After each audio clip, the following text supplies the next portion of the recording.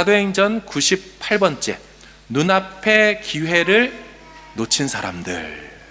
눈앞의 기회를 놓친 사람들, 벨릭스와 드루실라. 여러분, 지난주에 대제사장 아나니아가 변호인단을 꾸려서 바울을 로마 법정에 세워 처형시키려고 예루살렘에서부터 가이사랴까지 왔습니다.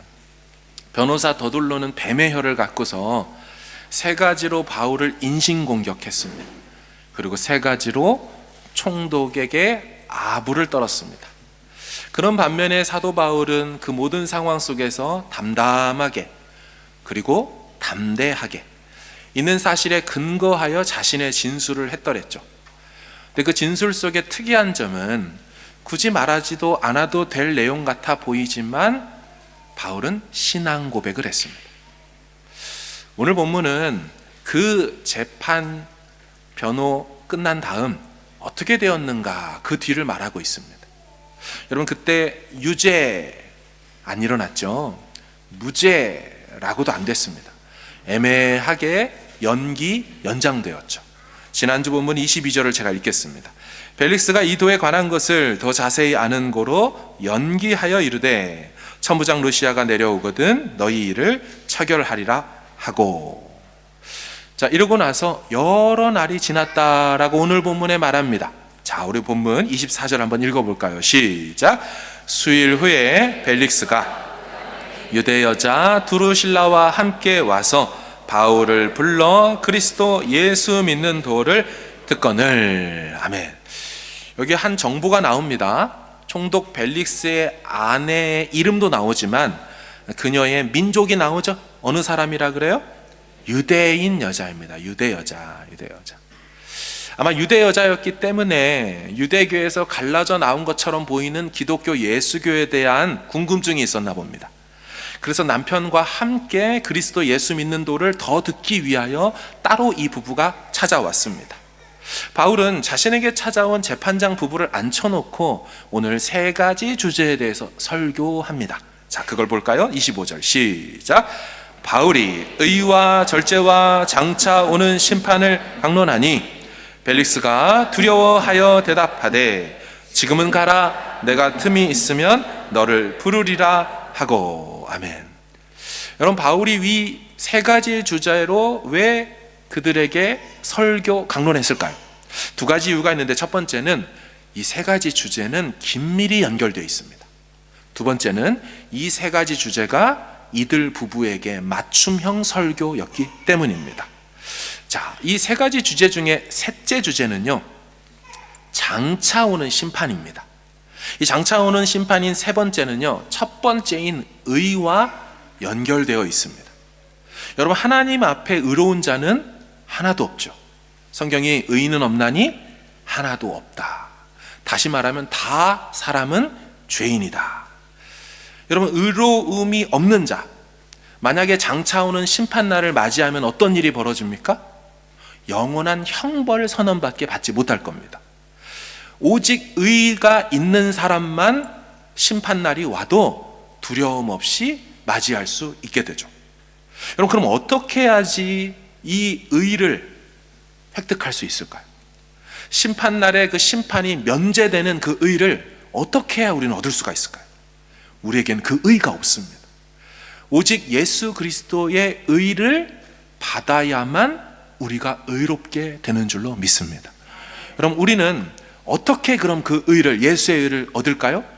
성경은 예수 그리스도를 믿음으로 예수 그리스도와 연합하여 예수님이 갖고 있는 그 의를 연합의 관계 속에서 우리도 획득하게 된다라고 말합니다. 예수 그리스도를 온전히 믿을 때, 주로 믿을 때, 그때 그분이 갖고 계신 그 의로움, 죄 없음, 흠 없고 점 없는, 책망할 것이 없는 그 의로움이 그 연합의 관계 속에서 우리에게도 거저 주어지는 바 된다라는 거고, 그 의가 있어야 무서운 심판대 앞에 서도 죄 없음이라고 판결되면서 영원한 하나님 나라에 들어갈 수 있게 되는 것이죠. 여러분, 사도 바울의 또 다른 서신서를 좀 볼까요? 골로새서 1장입니다. 읽어보겠습니다. 시작. 전에 악한 행실로 멀리 떠나 마음으로 원수가 되었던 너희를 이제는 그의 육체의 죽음으로 말미암아 화목하게 하사 너희를 거룩하고 흠없고 책망할 것이 없는 자로 그 앞에 세우고자 하셨으니 23절 만일 너희가 믿음에 거하고 터 위에 굳게 서서 너희 들은 바 복음의 소망에서 흔들리지 아니하면 그리하리라. 이 복음은 천하 만민에게 전파된 바요 나 바울은 이 복음의 일꾼이 되었노라. 아멘. 여기에는 예수님께서 하신 일이 소개되어 있습니다. 21절을 보여주시면 21절 전에 악한 행실로 우리는 하나님으로부터 멀리 떠나 있습니다. 그렇죠? 그리고 그 마음적으로 하나님과의 관계는 원수가 되어 있습니다. 하나님은 죄인인 우리를 진멸하려고 하십니다. 진노하고 계십니다. 자, 그런데 예수님이 어떤 일을 행하셨습니까? 22절 그의 육체의 죽음으로 말미암아. 예수님이 하신 일, 당신의 육체를, 죄 없는 육체를 십자가에 달려 죽게 함으로 뭐 했어요?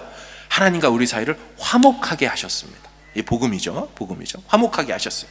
근데 이제 주님이 하실 일도 있습니다. 그것은 무엇입니까? 너희를 거룩하고 흠 없고 책망할 것이 없는 자로, 다시 말하면 줄여서 의로운 자로, 이런 뜻이죠. 거룩하고 흠 없고 책망할 것이 없는 죄 없는 의로운 자로 그 앞에, 하나님 앞에, 심판대 앞에 세우고자 하셨다는 거예요. 할 거라는 거예요. 자, 그럼 어떻게 하냐? 그게 23절입니다.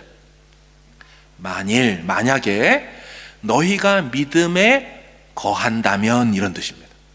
만약에 너희가 믿음 안에 거한다면, 만약에 너희가 복음의 소망을 흔들리지 않고 붙들고 있다면, 그 다음 끝에 뭐라고 그래요? 노란색으로 그리하리라. 이 말이 무슨 말이에요? 앞에 있는 내용.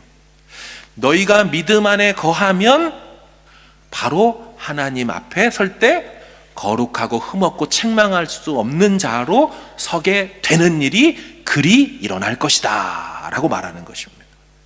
여러분, 그래서 장차 오는 심판과 의로움은 연결되어 있습니다. 의로움을 획득해야만 심판대 앞에 섰을 때 아무 문제가 안 나는 거예요. 그래서 바울이 지금 그 부부에게 첫 번째로 설명하는 거예요. 자, 그런가 하면 두 번째 주제가 있습니다. 그것은 절제이죠. 여러분, 이 절제라는 주제도 장차 오는 심판과 연관성이 있습니다. 장차 오는 심판이 있다는 걸 정말 믿는다면, 제대로 알고 있다면 현재의 삶을 마음대로 살 수 없겠죠. 심판날에 주님 앞에 우리의 삶이 샘되고 또 상주심이 있을 텐데 어찌 우리의 현재의 삶을 절제 없이 살 수 있겠습니까? 그래서 심판날의 주제와 현재의 삶인 절제는 연관되어 있습니다. 우리 아이들이 몇 월 며칠에 시험을 본다, 이런 게 있지 않습니까? 시험 보는 날이 있다는 걸 정말 들었고 아는 아이라면 여러분, 하루하루를 놀면서 보낼 수가 없죠. 하고 싶은 거 다 할 수가 없습니다. 그 시험 날이 있기 때문에 최선을 다해서 하루하루 준비하고 연습해야 되는 것이죠. 여러분, 그런 절제의 삶을, 준비의 삶을 잘 산 아이는, 학생은 여러분, 그 시험 날이, 심판 날이 어떤 날로 보일까요? 심판 날로 보이지 않을 겁니다. 아마 선생님이 채점하면서 아무개가 진짜 열심히 공부했구나, 엑설런트. 아마도 절제의 삶을 산 학생은 심판 날을 오히려 기대할 겁니다. 그리고 그날이 내가 상 받는 날이 될 거라고 생각할 겁니다. 하지만 하고 싶은 거 다 하고 있는 날인 걸, 심판 날이 온다는 거 알지만 애써 외면하고 무시하며 그렇게 방탕하게 산 사람은 여러분, 시험 날이 떨어지는 날이 될 거예요. 낙방하는 날이 될 거예요. 대학에 못 들어가는 날이 될 거예요. 천국에 못 들어가는 결정의 날이 될 것입니다. 하나님 앞에서 절제의 삶을 사는 거 어떻게 가능합니까? 장차 오는 심판날이 있음을 제대로 알고 믿는 사람, 반드시 그의 삶의 절제의 모습으로 나타날 수밖에 없다라는 것입니다. 여러분, 그래서 바울이 이 벨릭스와 드루실라 부부에게 이 세 가지 주제를 얘기하고 있는 거예요. 여러분, 오늘 본문은 설교자 입장에서 보면요, 바울이 설교한 제목만 나와 있는 것처럼 느껴집니다. 그렇죠? 설교의 주제가 뭐였어요? 라고 누가 묻는다면 그때 바울이 의와 절제와 장차오는 심판 얘기를 했지. 설교 문은 없지 않습니까? 거기에 어떻게 알 수 있을까요? 그럼 바울이 우리에게 남긴 13권의 서신 속에 바울이 이런 주제를 어떻게 설교했는지를 본다면 아마도 거의 다르지 않게 벨릭스라는 불신자에게 이 내용을 전했을 것입니다. 그 중에 한 본문, 절제 본문만 좀 볼 텐데 고린도전서 9장입니다. 읽어보겠습니다. 시작. 운동장에서 다름질하는 자들이 다 달릴지라도 오직 상을 받는 사람은 한 사람인 줄을 너희가 알지 못하느냐? 너도 상을 받도록 이와 같이 다름질하라. 이기기를 다투는 자마다 모든 일에 절제하나니 그들은 썩을 승리자의 관을 얻고자 하되 우리는 썩지 아니할 것을 얻고자 하노라. 27절. 내가 내 몸을 쳐 복종하게 함은 내가 남에게 변파한 후에 자신이 도리어 버림을 당할까 두려워함이로다. 아멘. 바울이 절제라는 주제를 설명하면서 운동 경기하는 선수들을 예로 들었습니다. 월드컵에 나가고 국가대표로 뭔가 올림픽에 나가는 선수들, 먹을 것 다 먹고 만날 사람 다 만나고 할 거 다 하면서 절대로 메달을 기대할 수가 없습니다. 이 땅에 사는 사람들도 썩어질 면류관을 얻기 위해서 모든 일에 절제하며 사는데 우리는 썩지 않을 영광의 면류관을 사모하며 바라보며 사는데 어찌 모든 일에 절제하지 않을 수 있느냐라고 바울이 항변하죠. 그러면서 27절에 뭐라고 합니까? 자기 자신을 예로 듭니다. 나는 어떻게 하냐? 내 몸을 쳐서 복종하게 하고 있다. 이 두 가지입니다. 내가 내 몸을 친다라는 말은요, 원문의 뜻은 때려 멍들게 하다 이런 뜻입니다. 때려서 타박상을 입히다. 영어 성경에도 strike a blow, 한 방 치다 이런 뜻입니다. 근데 이걸 영어로 번역하면서 어떻게 되냐면요, 내가 내 자신을, 내 몸을 훈련시키다라는 거예요. 그렇죠. 스포츠를 내기 위해서 끊임없이 훈련을 해야 진짜 중요한 순간에 근육에 힘이 있어서 튀어나갈 거 아닙니까? 내 몸을 그렇게 훈련시킨다. 이게 내 몸을 치다의 영어 번역이었어요. 그런가 하면 내 몸을 쳐서 복종하게 하다, 이 뜻은 나는 내 몸을 내 노예로 삼는다 이런 뜻입니다. NASB 성경을 보여주실까요? I discipline my body. 난 내 몸을 훈련하고 and make it my slave. 여러분, 몸이 우리 의지와 하나님의 말씀에 순종하는 노예가 돼야 되는데, 종이 돼야 되는데, 여러분 이런 삶이 안 되면 어떻게 삽니까? 몸이 시키는 대로 움직입니다. 졸리니까 자고, 배고프니까 먹고, 먹고 싶으니까 절제 없이 뛰어들어서 입에 넣고.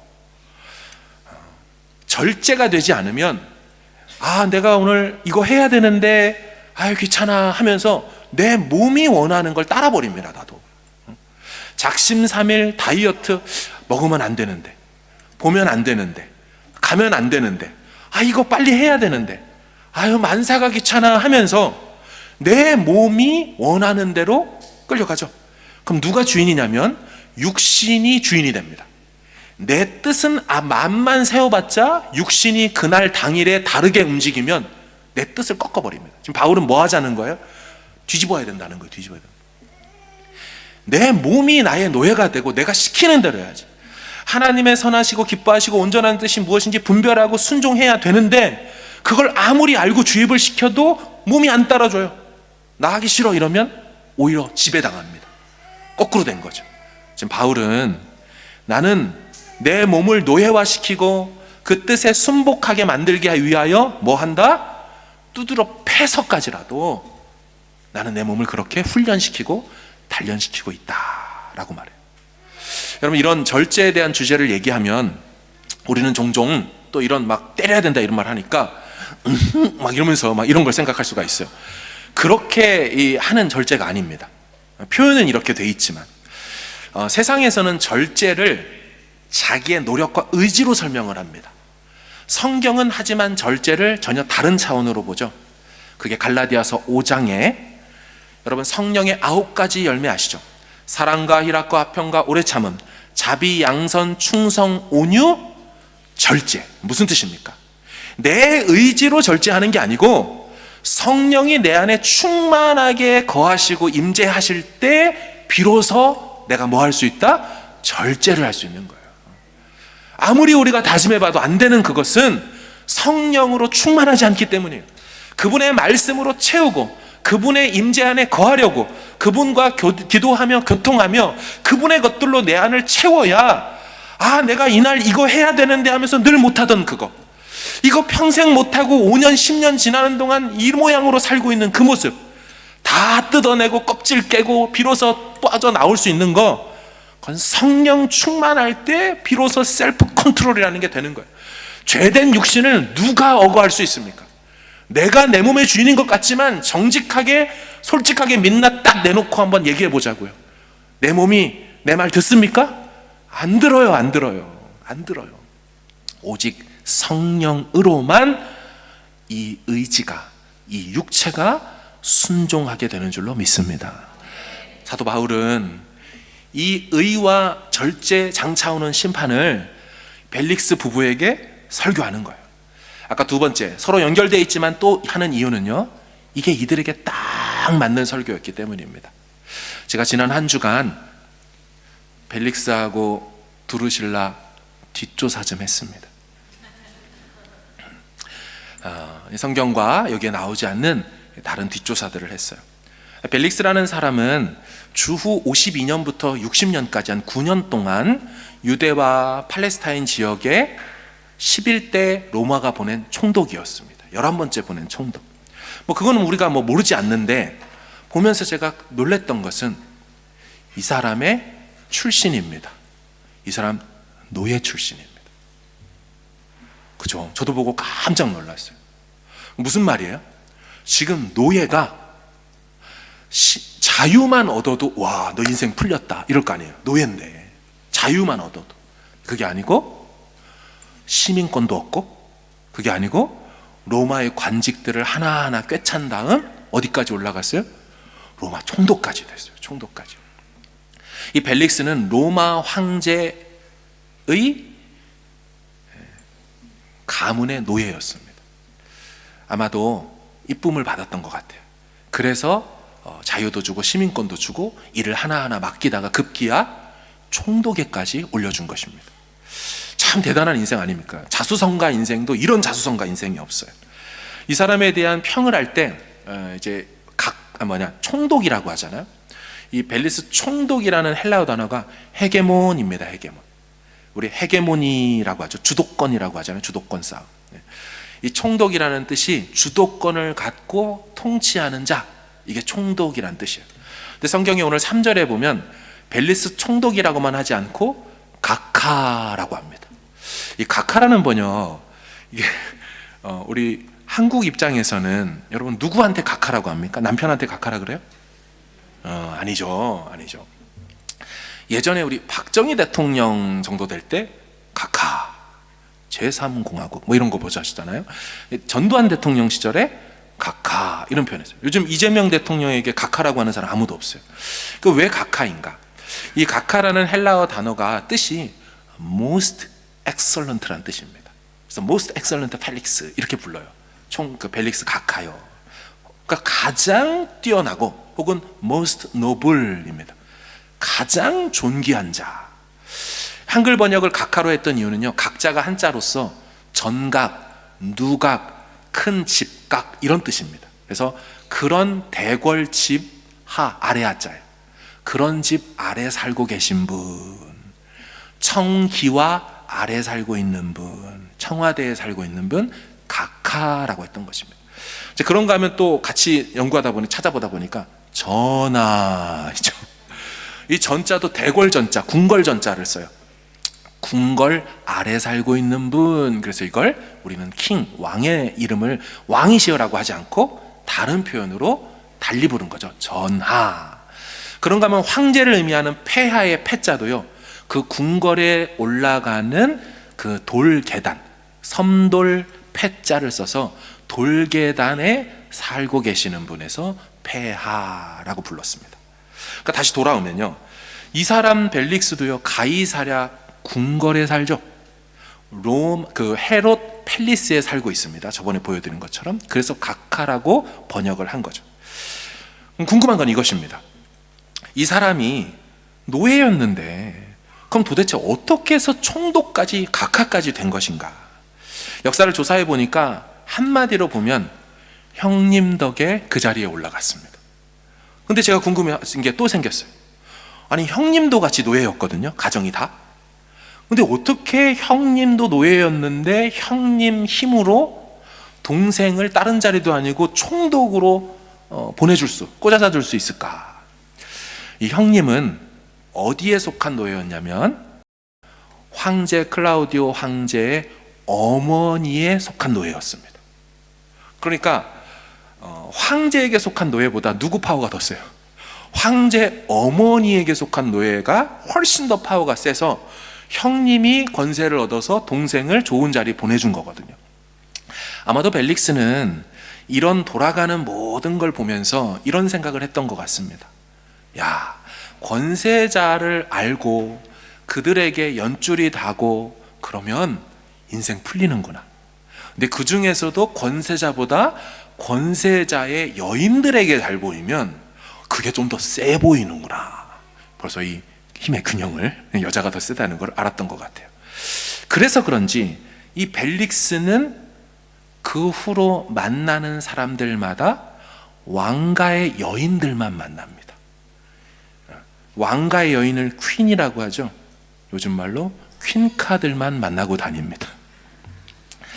이 사람은 3번 결혼을 합니다. 첫 번째 결혼한 사람은 이름이 알려졌지 않은, 학자들은 추정하기를 오늘 본문의 두루실라와 같은 이름을 가졌던 또 다른 왕가의 딸과 첫 번째 결혼을 했다고 보고요.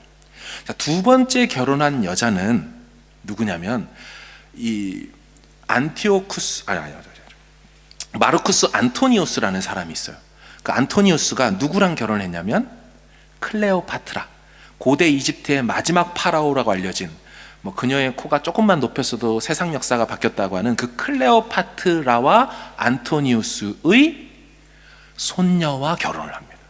벨릭스는 노예 출신인데 최고의 권세자들 여인들하고만 만나는 거예요. 두 번째 결혼이 근데 끝납니다.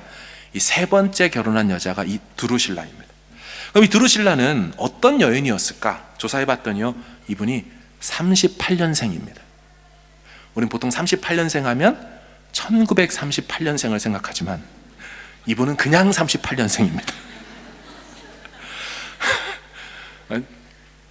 오늘 본문은 57년이거든요. 그녀의 나이 20살도 되지 않은 나이로 바울 앞에 그 부부가 앉아있다고 머릿속으로 그려보십시오. 근데 이 드루실라의 증조 할아버지가 아기 예수님을 죽이려 했던 헤롯 대왕입니다. 그리고 그녀의 아버지는 헤롯 아그리파 1세이고요.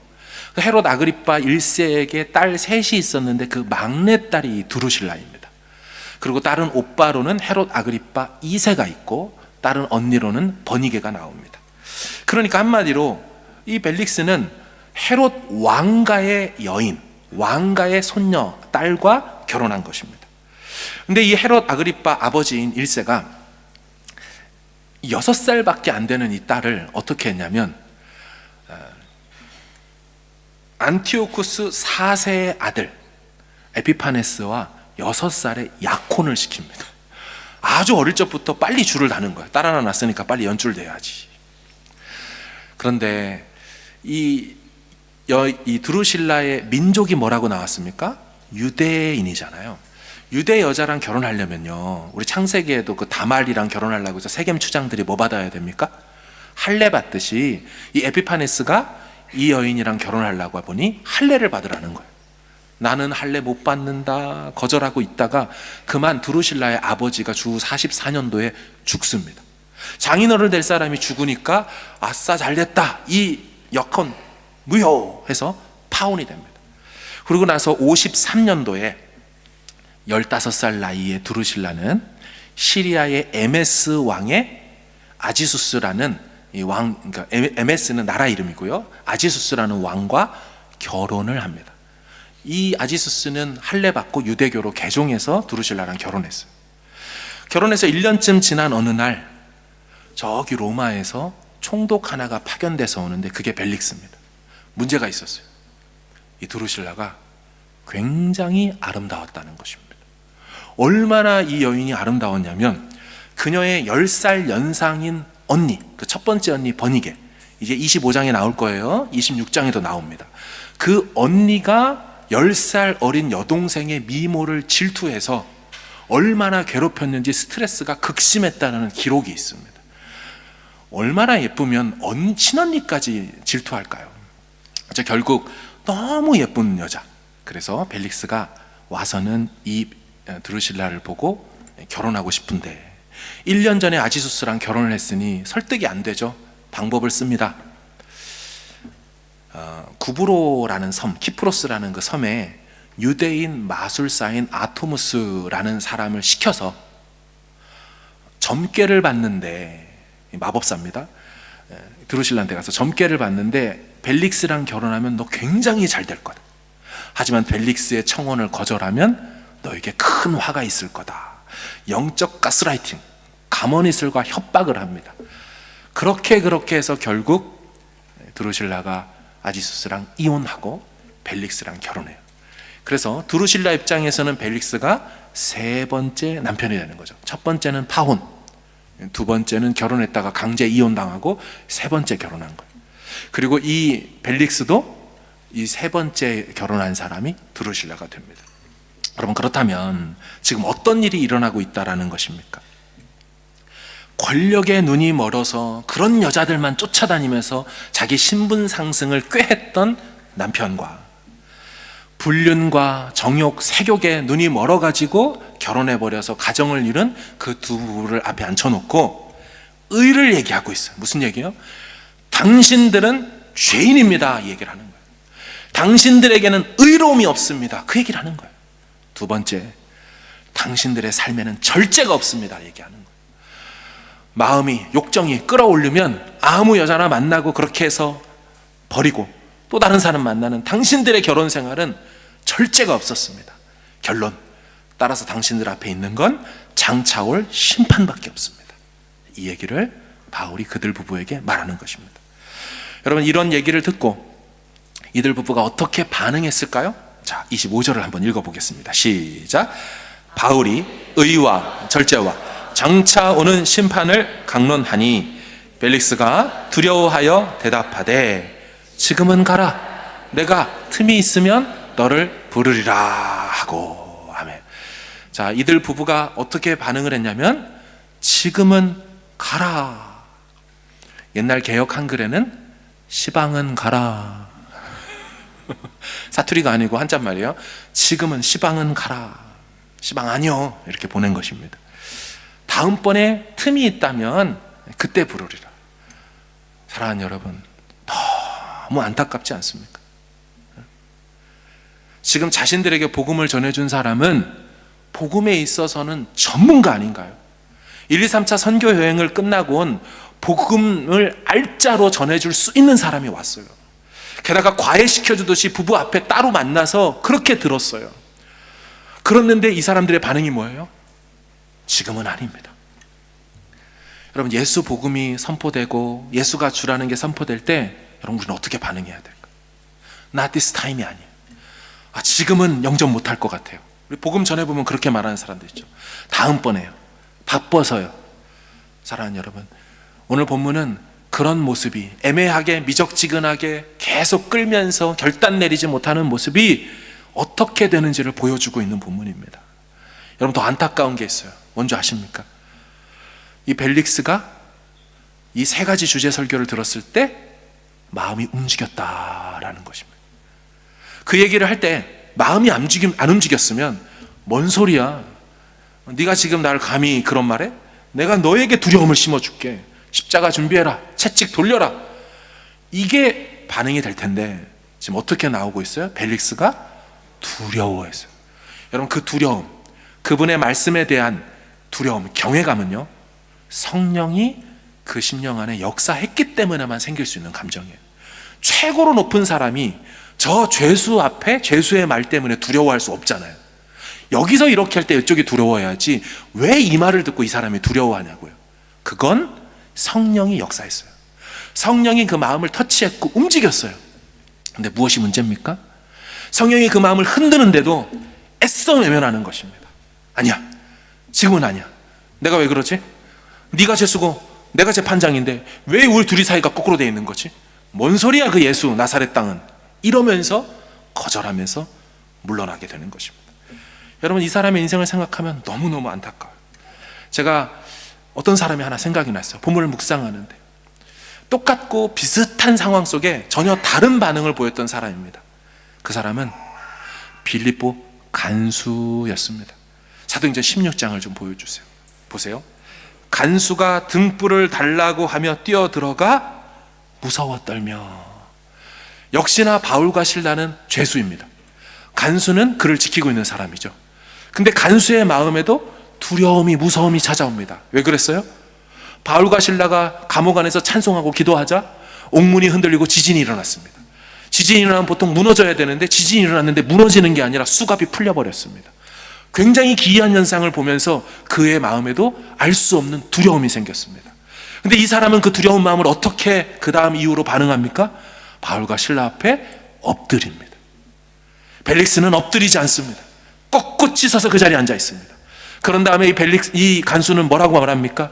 내가 어떻게 해야 구원을 얻을 수 있겠습니까? 내가 어떻게 해야 구원을 받을 수 있겠습니까? 라고 반응했습니다. 이때 바울이 뭐라고 합니까? 그 유명한 말, 주 예수를 믿으라. 그리하면 너와 내 집이 구원을 받으리라 말씀하셨어요. 근데 벨릭스와 부부는요, 지금은 아니다. 나중에 시간 나면 보자. 거절해버립니다. 사랑하는 여러분, 하나님께 나아올 수 있는 기회가 있어요.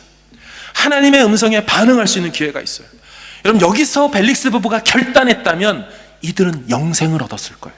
이들은 구원을 받았을 거예요. 하나님의 자녀가 되는 그 은혜와 영광을 누렸을 거예요. 근데 이들은 그 놀라운 기회를 앞에서 주지만 그걸 발로 차버립니다. 지금은 아니다. 지금은 아니다. 여러분, 제가 또 안타까운 부분이 있어요. 이들 부부가 이렇게 하고 한 번만 물러난 게 아니고요, 계속해서 바울을 만난다라고 본문이 말합니다. 자, 26절을 보겠습니다. 왜 만나는지 보세요. 시작. 동시에 또 바울에게서 돈을 받을까 바라는 고로 더 자주 불러 같이 이야기하더라.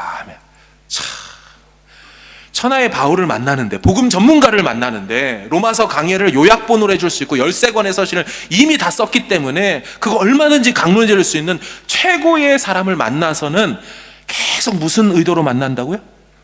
돈을 받을까? 현대어 성경 보여주세요.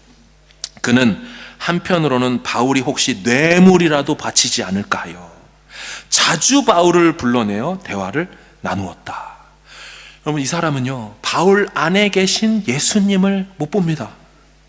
바울 안에 있는 예수님을 안 보려고 합니다. 그리고 계속 바울 주머니 속에 있을지 모르는 그 돈만 계속 보려고 합니다. 안타깝지 않습니까? 여러분, 이런 사람이 총독이고 각하가 맞습니까? 여러분, 왜 그러면 바울에게, 죄수인 바울에게 돈을 요구하고 그렇게 만났을까요? 두 가지 이유가 있습니다. 여러분, 바울이 자기 자신이 이 예루살렘으로 온 이유를 총독 앞에서 설명할 때 뭐라고 했습니까? 내가 여기 타지방에 있다가 예루살렘에 왜 왔냐면 예루살렘에 기근이 들어서 구제 헌금을 모아서 왔다라고 말한 적이 있어요. 그러니까 벨릭스 입장에서 보면, 오, 돈 좀 있네, 자금력 되네, 여기저기 흩어져 있는 나사렛 땅에게 도움을 구하면 많은 돈을 모아서 나한테 바치겠네, 이렇게 생각한 거죠. 또 한 가지 이유는 더둘로라는 변호사가 이 바울을 뭐라고 소개했냐면 나사렛 땅의 당대표라고 했어요. 우두머리라고 그랬어요. 가이사라를 비롯해서 수많은 나사렛 땅 기독교인들이 있으니 당대표 하나를 석방시키기 위해서 이들이 돈을 모아올 수 있다고 생각한 거죠. 그래서 뇌물을 받을까 하여 만나는 거예요. 근데 저는 너무 한심스러운 거예요. 세상에 바울에게 가서 오늘은 바울이 나한테 돈 줄까? 여러분, 누가 돈을 더 갖고 있겠냐고요. 내일도 바울이 나 돈 줄까? 안 줘? 이래도 안 줘? 완전히 저차원인 한심한 인생이 이 벨릭스입니다. 사랑하는 여러분, 또 안타까운 모습이 있습니다. 이런 식으로 바울과 벨릭스의 만남이요 무려 2년간 계속되었다라고 그래요. 여러분, 저는 바울이 인생의 2년 동안 어딘가 머물러서 잘 있지 않거든요. 그랬던 곳이 하나 있습니다. 그게 에베소의 두란노 서원이죠. 자, 사도행전 19장을 보여주세요. 바울이 그들을 떠나 제자들을 따로 세우고 두란노 서원에서 날마다 강론하니라. 2해 동안 이같이 하니 아시아에 사는 자는 유대인이나 헬라인이나 다 주의 말씀을 듣더라 따르더라, 이런 뜻이에요. 지금 벨릭스는 바울과 함께 두란노 서원이 아닌 그 헤롯 궁에서, 거기서 2해 동안 계속해서 만났다면 이 시간은 벨릭스가 제자 되기 충분한 시간이에요. 바울의 복음을 다 익히고 배우고 훈련받을 수 있는 충분한 시간이에요. 근데 그 시간들을 다 날립니다. 다 날려요. 안타까운 장면은 또 있습니다. 27절을 보여주실까요? 이태가 지난 후, 2년이 지난 후 보르기오의 베스도가 벨릭스의 소임을 이어받으니 벨릭스는 잘렸습니다.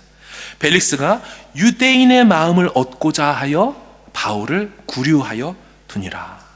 벨릭스는 바울의 말을 통한, 복음을 통한 하나님을 기쁘시게 하고 하나님의 마음을 얻고자 하는 것이 아니라 유대인의 마음, 사람 마음을 얻고자 해서 바울을 안 풀어주는 거예요. 바울을 정치적 도구로 사용하고 있는 것입니다.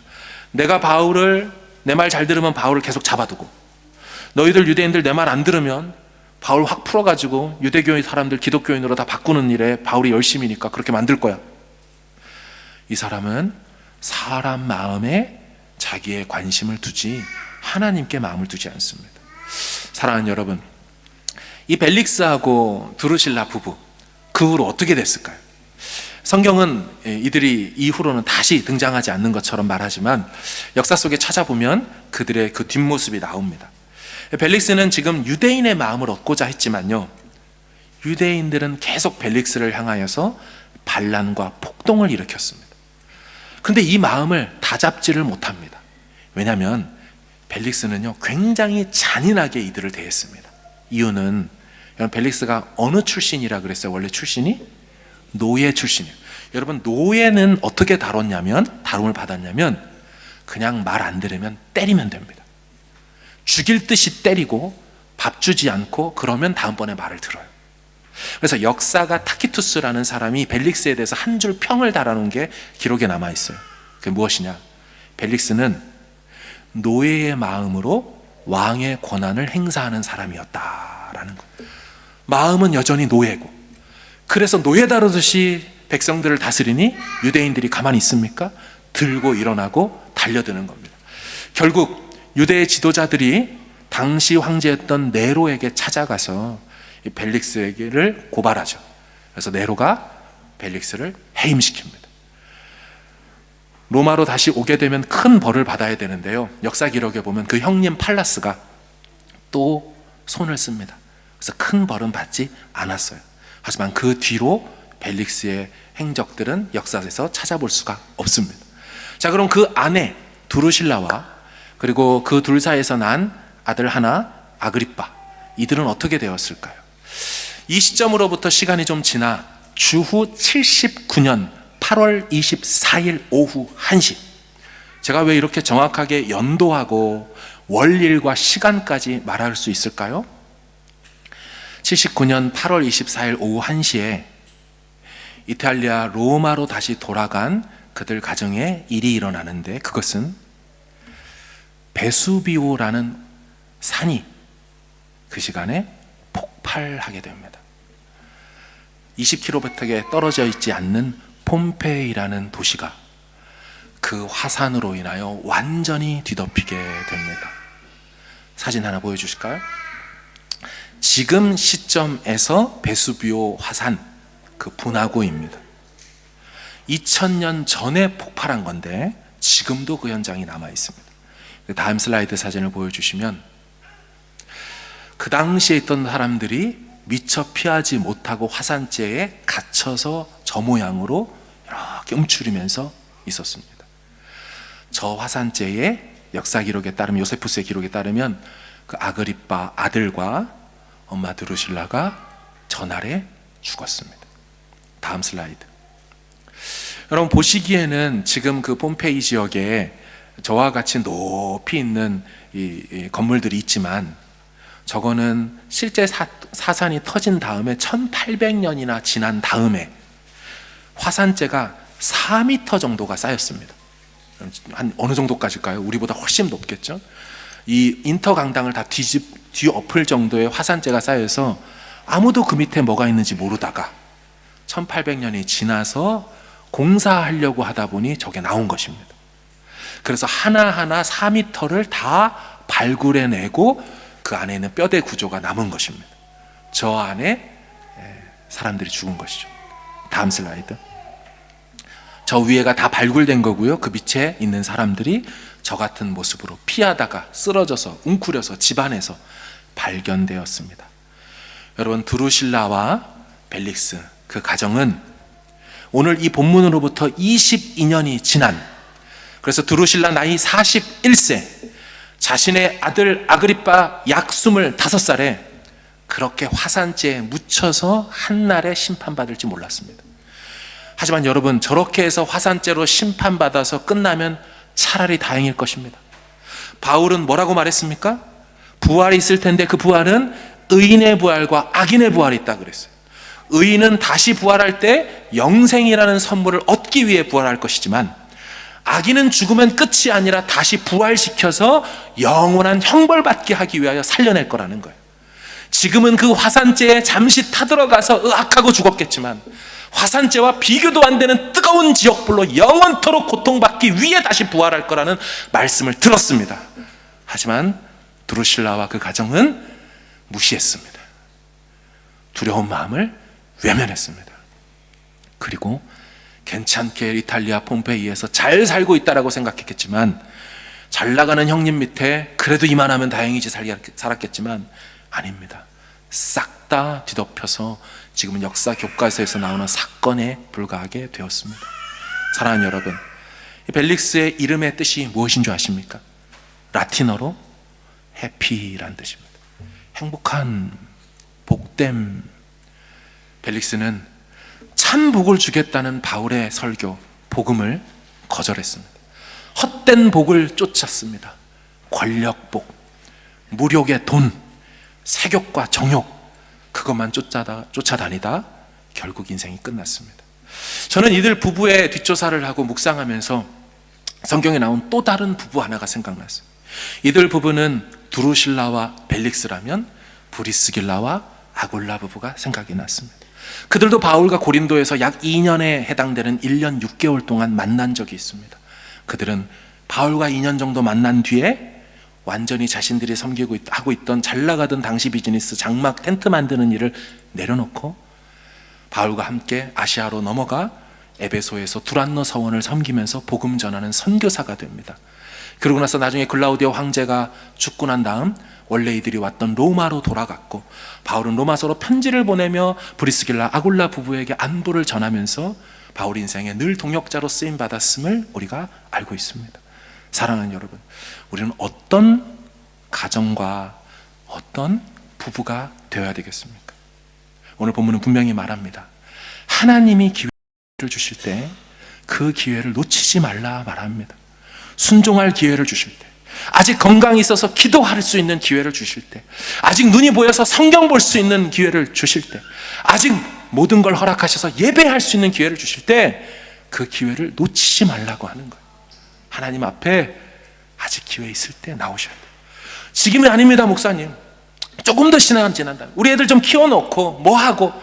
여러분, 과연 하나님도 기다려 주실까요? 우리는 남들처럼 그렇게 88세, 90세까지 넘게 살 수 있는 거라고 누가 장담할 수 있겠습니까? 사랑하는 여러분, 오늘 본문은, 성경은 지금이라 말씀하고 있는 거예요. 그리고 이 기회를 놓치지 말라고 말하는 것입니다.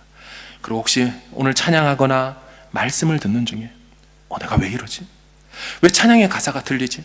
왜 설교의 말씀이 내게 하는 음성으로 들리지? 불편하지?